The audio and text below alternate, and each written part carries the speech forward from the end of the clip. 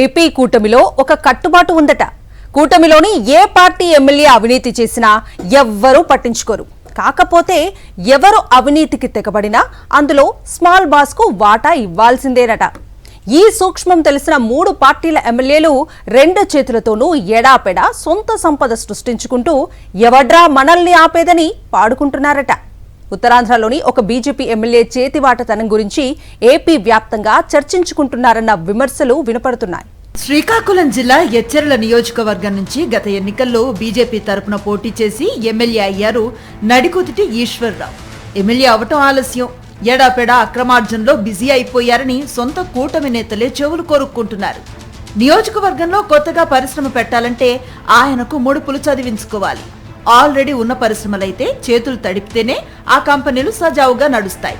లేదంటే వివిధ ప్రభుత్వ శాఖల అధికారులు తనిఖీల పేరిట వచ్చి రకరకాలుగా తిప్పలు పెడతారని ఆరోపణలు ఉన్నాయి.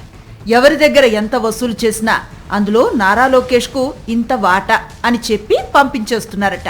అందుకే ఈయన అవినీతిపై అధికారులు దృష్టి సారించడం లేదన్న విమర్శలు ఉన్నాయి. నియోజకవర్గంలో ఉన్న వివిధ కంపెనీల నుంచి నెలవారీ బలవంతపు వసూళ్లు చేపడుతున్నారని విమర్శలు వినిపిస్తున్నాయి. నియోజకవర్గంలో ఓ కాంక్రీట్ మిక్స్ కంపెనీకి ఆ మధ్య ఎమ్మెల్యే నేరుగా ఫోన్ చేసి తన స్కూల్ స్లాబ్ కోసం 15 లక్షల రూపాయల విలువైన కాంక్రీట్ ను పంపాల్సిందిగా ఆదేశించారట.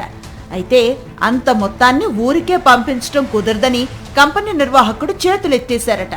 దాంతో ఒళ్లు మండిన ఎమ్మెల్యే ఆ కంపెనీ పైకి కాలుష్య నియంత్రణ మండలి అధికారులతో పాటు పంచాయతీ రెవెన్యూ సిబ్బందిని సైతం తనిఖీల కోసం పంపించి వేధించడం మొదలు పెట్టారని విమర్శలు వినిపిస్తున్నాయి. ఎన్నికల ప్రచారంలో ఇచ్చిన హామీలు నెరవేర్చలేదు. గత వైఎస్ఆర్ కాంగ్రెస్ ప్రభుత్వ హయాంలో మత్స్యకారుల సంక్షేమం కోసం ఫిషింగ్ హార్బర్ నిర్మాణానికి శ్రీకారం చుట్టారు జగన్మోహన్ రెడ్డి. ఎన్నికల సమయం వరకు 40% మేరకు పనులు పూర్తయ్యాయి.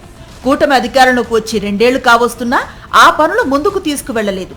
తనకివ్వాల్సిన ముడుపులు ఇస్తే పనులు ప్రారంభిస్తామని ఈశ్వర్రావు అంటున్నట్లుగా చెబుతున్నారు. దీనిపై గంగపుత్రులు గుర్రుగా ఉన్నారు.